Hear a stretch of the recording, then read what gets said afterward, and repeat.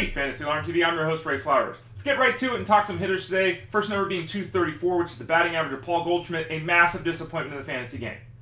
That's not quite true, is it? He's got a .420 on-base percentage, which is a terrific mark. Even with his early season struggles, we're talking about a first baseman who's on pace for 15 steals. That's great. He's also on pace for 29 home runs, 80 RBIs, 80 runs scored.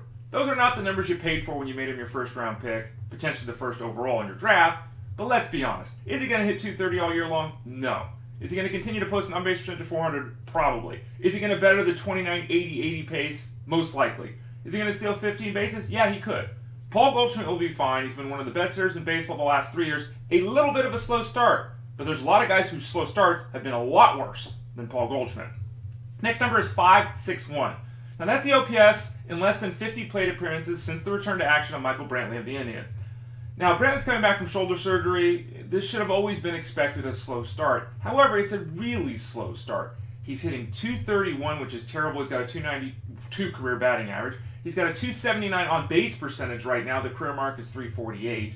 In fact, he's got a .282 slugging percentage. He's not hitting doubles or home runs. He's not driving the baseball at all, and that does concern me. It is a small sample size here, but a guy coming back from shoulder surgery, that is always an issue. How much strength do they have in that shoulder? Can they drive the baseball? There's also this disconcerting fact. The last 2 years, Brantley has had a walk-to-strikeout ratio better than 1, meaning he's walked more than he's struck out. This year, that mark is .55. It's literally half of where it's been the last 2 years. More strikeouts, fewer walks. That's not a way to get the train rolling, the ball rolling, as they say. Michael Brantley should be much better as he gains health and experience on the field in 2016. But be careful. He's not looking like the guy that we have seen the last couple of years. Now, the final today is 2. It's the number of games missed in a row by Neil Walker of the Mets with a shin issue. Now, that's not really that big a deal. Guys get hurt. Walker's never played 162 games. He's not going to do it, obviously, this year.